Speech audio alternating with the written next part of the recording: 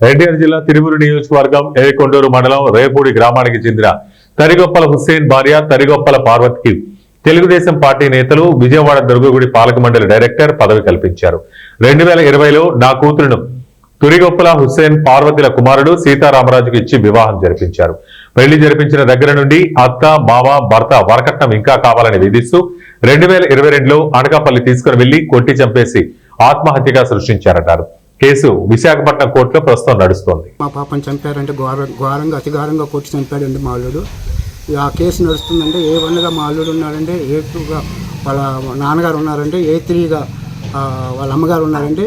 వీరికి పదవులు ఇచ్చారంటండి. మన దుర్గమ్మ గుడిలో డైరెక్టర్ పదవి ఇచ్చారంటండి. మాకు తెలియదండి, మొన్న చూసామండి. మేము చాలా బాధపడ్డామండి.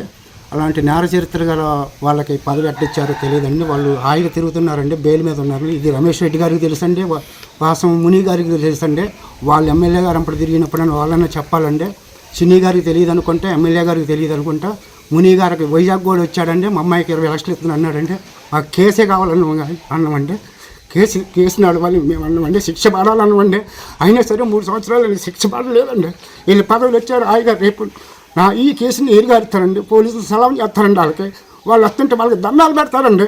అలాంటి పరిస్థితి, మా అలాంటి పేద కుటుంబాలు న్యాయం చేస్తారని మేము చంద్రబాబు గారు కూడా కోరుకుంటున్నాం. మాది టీడీపీ అండి. మా వదిన గారు వాళ్ళు కౌన్సిలర్ అండి తిరువురికి. చాలా కష్టపడ్డాను టీడీపీలో, ఒకప్పుడు తిరిగానండి. ఈ కేసు వల్ల మేము బయటికి తిరగలేకపోయానండి. ఈ టీడీపీ ప్రభుత్వంలో కూడా నేను సైలెంట్గా ఉండిపోయానండి. వీళ్ళు తిరుగుతుంటే నేను ఎందుకులే గొడవ ఎత్తి కొట్టుకోవాల్సి వచ్చింది. మళ్ళీ ఎందుకంటే వాళ్ళకి శిక్ష పడింది నాకు ఉందామని చూస్తున్నానండి. ఇంతవరకు ఆ శిక్ష రాలేదండి. మా పోస్ట్ మార్టం రిపోర్ట్ కూడా రాలేదండి. వైజాగ్ పోలీసు ఎస్పీ గారు వచ్చారండి, డిఎస్పీ గారు వచ్చారండి. డిఎస్పీ గారితో ఫోన్లో మాట్లాడండి. అప్పుడు హోమ్ మినిస్టర్తో కూడా మాట్లాడానండి. ఇప్పుడు వనిత గారు వచ్చారండి, ఈమెతో కూడా కలుద్దామంటే బిజీగా ఉండి కొంచెం ఇబ్బందిగా ఉండి రాలేకపోయానండి. లేకపోతే వనిత గారికి కలిసి కాగితం ఇద్దాం అనుకున్నానండి. పవన్ కళ్యాణ్ గారు కూడా ఇద్దాం అనుకున్నానండి. మా పూర్ ఫ్యామిలీ వల్ల విజయవాడ కూడా రాలేని దశలో ఉన్నాండి మేము.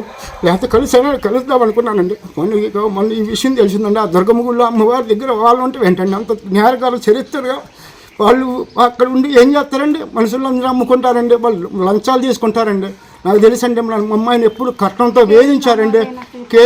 కేసులు పెట్టారండి. ఏమండి, ఆమెకి ఎప్పుడు డబ్బు పిచ్చండి, బట్టలు పిచ్చండి, అవి కావాలి ఈ కావాలని ఏడిపించోళ్ళు అండి. మేము బట్టలు పెట్టాలి, నెలకోసారి బట్టలు పెట్టమని అడిగేదండి ఆమె. అలాంటి వాళ్ళకి ఏం చేస్తారండి, అక్కడికి వచ్చి ఏం చేసిద్దండి ఆమె? మొత్తం మోసం చేయడానికి చూస్తారండి. ఆమెకు డబ్బు పిచ్చి, స్థలం పిచ్చి అన్నీ ఉన్నాయండి. వాళ్ళు ఎప్పుడు చూసినా మనుషులు పీక్కు తింటారండి. నా కూతురు పీక్కు తింటే చచ్చిపోయిందండి. వాళ్ళు చంపి ఊరేశారండి. ఇది అందరూ తెలుసండి. అక్కడ ఎస్ఐ గారు, సిఐ గారు చూశారండి. దిశ పోలీస్ స్టేషన్లో అప్పుడు కేసు పెట్టామండి. మేము అనకాపల్లి ఉండి పీపీ గారి దగ్గరికి కూడా వెళ్ళానండి. కేసు నడుస్తుందమ్మా, మీకు గ్యారంటీగా రేపు శిక్ష పడేటట్టు మేము చేస్తామని చెప్పారండి. ఇప్పుడు వాళ్ళు తక్షణం వాళ్ళు తీసేయాలని కొలుగుపూడి శ్రీనివాసరావు గారిని కోరుకుంటున్నారండి. మరి శ్రీనివాసరావు గారికి తెలియదేమో. వాసం ముని గారిని కనుక్కోమనండి, వాళ్ళకి ఫోన్ చేయమనండి, వాళ్ళు చెప్తారండి. వాళ్ళు A1, A2, A3 ఎవరో ఎక్కడ జరిగిందో. వైజాగ్ కూడా ముని గారు వచ్చాడండి. మరి ఆయన ఏం చేశాడో తెలియదండి. మరి ఆయనే బెయిల్ తెచ్చిందండి. తనకి పదవి దుర్గమ్మ గుడిలో పదవి ఇచ్చారు. మరి అట్టిచ్చారో తెలుగుదేశం పార్టీ వాళ్ళు ఇచ్చారండి. మరి మేము పార్టీలో ఉన్నోళ్ళమే, మేము చేస్తున్నాము. కాకపోతే వాళ్ళకి ఎందుకు ఇచ్చారు పదవి? ఆమె దుర్గ గుడిలో ఎందుకు ఇచ్చారండి పదవి?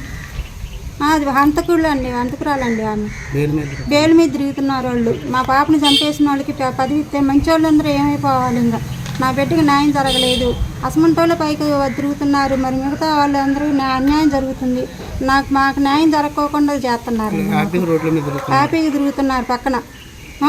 గుడిలో పదవి ఎందుకు ఇచ్చారండి? గొప్ప వాళ్ళకి ఇవ్వాలండి పదవులు, మంచి చేసే వాళ్ళకి ఇవ్వాలండి, అసమంటోళ్ళకి ఇవ్వకూడదండి. ఆమెకి రానికుండా చేయాలండి పదవి. ఆమెను తీసేసేయాలండి బయటికి.